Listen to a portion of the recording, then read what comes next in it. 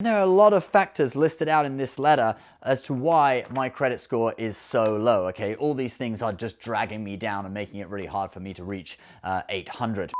Hey credit warriors, in this video we are going to tell you why it is so hard to get a credit score above 800 and how you can make it into the 800 club more quickly. If you like the sound of that, please subscribe. It really helps me grow the channel, but let's get started. So if you don't know, credit scores in the US range from 300 to 850. And according to credit bureau Experian, only 20% of Americans have a credit score above 800. You see, it's much harder to go from 700 to 800 than it is to go from 600 to 700. Now, in a minute, I'm going to show you a letter that I received from a recent credit check and show you all the reasons why my credit score is not at 800. In fact, it's far from it. When you see it, you'll probably laugh. Anyway, first of all, though, let's look at a little theory. So when you go from a credit score of around 600 up to 700, okay, building your score at the start, it's mainly these two factors, payment history and amounts owed, also called credit utilization,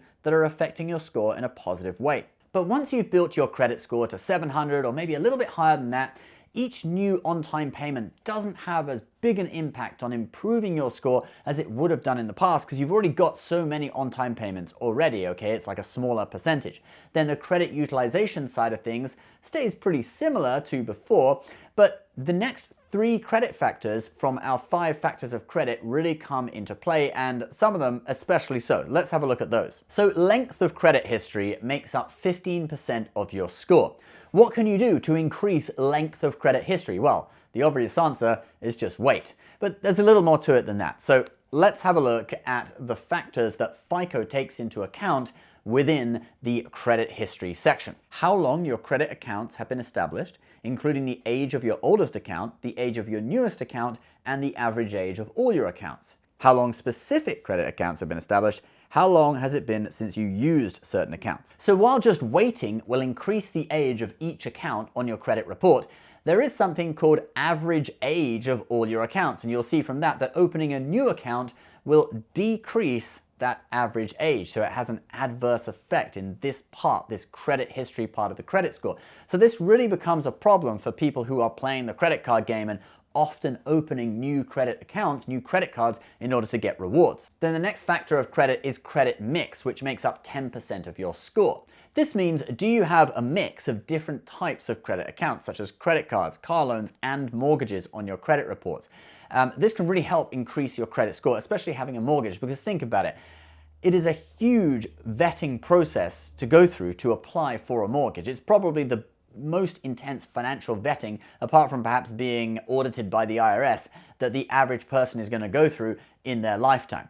So a mortgage on your credit report really helps to kind of stabilize and build your score. But don't think that you can apply for a mortgage just in order to increase your credit score, okay? You can't buy a house just to increase your score. It has to actually be genuine. So if you're not in that situation, this isn't something that you can really have control over. But that is one reason why it's so hard for this part of the algorithm to help some groups of people build their score, especially people perhaps in their early or mid-20s who do not own a house. Perhaps they live in a big city and don't even need a car, like New York City. You don't need a car. There's no point having one, so you wouldn't have a car loan either. So for certain people, credit mix really doesn't play any role whatsoever. And it starts to play a bigger and bigger role, I think, as you get older and as you start buying houses and cars, etc. Then the last factor of credit is new credit, and this accounts for 10% of your score. And this is mainly referring to hard credit inquiries when you apply for a credit account, and the new accounts that are created as a result of those inquiries. Now, hard credit inquiries drop your score by 3 to 4 points each, maybe more if you have a lot of them.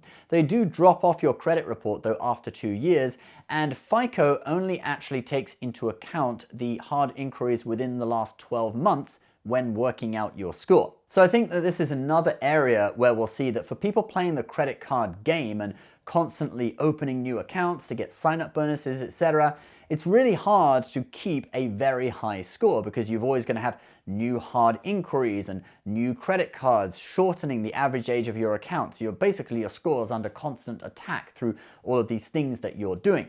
It's a lot easier to get to 800 if you say apply for 4 or 5 credit cards early on and then just keep those cards, keep using them, keep your utilization low, always pay on time, and basically your score will just keep going up and up, okay? You're not going to be pulling it down with other things like new hard inquiries, etc. And Mrs. Credit Shifu kind of does that, okay? She's got maybe 5 cards, she applies for maybe 1 credit card every year or maybe even 1 every 2 years, and basically she just spends on those cards, keeps her utilization really low, and her credit scores are really high. She's close to 800 on Credit Karma, and on FICO she's at, I think, 778. She currently only has 1 credit inquiry on her account. By contrast, I have 7, so many that Credit Karma even gives me this red circle. Anyway, I flashed that letter at you at the start, so I know that you're eager to know how bad my credit score is and all of the factors that are pushing me down. So let's go. All right, let's start with Credit Karma, which is the most generous algorithm, and there, my credit scores are 747 from both Equifax and TransUnion. All right, now let's actually take a look at my credit scores on this letter, which is a credit check from a construction loan application, okay? It's kind of like a mortgage, stricter algorithm. So from Experian, my credit score is 742. From TransUnion, it's 737. And from Equifax, it's 710. And when all those 3 are merged and averaged together, it makes 729, okay? And there are a lot of factors listed out in this letter as to why my credit score is so low, okay? All these things are just dragging me down and making it really hard for me to reach 800. All right, so let's actually go through the factors, though, that are holding me back, all right? Because they actually list out all the factors, which is really nice of them, okay? I mean, they always do that when you get one of these letters. So, and it's split into Experian, TransUnion, Equifax. We'll go through the Experian one, and then if there are any others in TransUnion and Equifax that haven't been covered, I'll add those in for you too. So Experian says that the factors holding me back from, reaching a high credit score, or higher than I currently am, length of time accounts have been established, okay? So that's obviously the total length. My average age of open accounts is only 3.5 years right now because it's being pulled back by those new accounts that have been established. But actually also, I haven't had credit cards for that long. It's only been maybe 5 or 6 years. So even my oldest accounts could be older, okay, with other people that people who are my age may have had accounts for like 15 years or something. I've only had them for maybe 6 or 7 years. Right, moving on to the next one, we've got too many accounts with balances. Now that is true. I didn't realize this would be a factor, but when I looked on Credit Karma, pretty much all my accounts have balances on them, okay? Which, although a lot of those balances are very low, okay, just $100 or $200, apparently this is a thing. Apparently this affects, this is one of the factors they look at affecting the credit score, okay? Too many inquiries within the past 12 months, okay? No surprise there. Credit Karma shows, 7 inquiries within the last 2 years, many of those within the last 12 months. So I do have a lot of inquiries on my credit report. I know that is pulling me down. Then we have proportion of balance to high credit on revolving accounts, okay? So this is talking about credit utilization and that I've got a high amount of credit, okay? I've got about $70,000 worth in credit and I'm using about 7% of my credit limit, okay, across all my cards. So I think what this means is that because I've got such a high credit limit, they're expecting me to use even lower utilization than 7%, okay, maybe 5%, 4%, something like that. I mean, we normally say keep your credit utilization under 30% to keep your credit reasonably healthy, okay?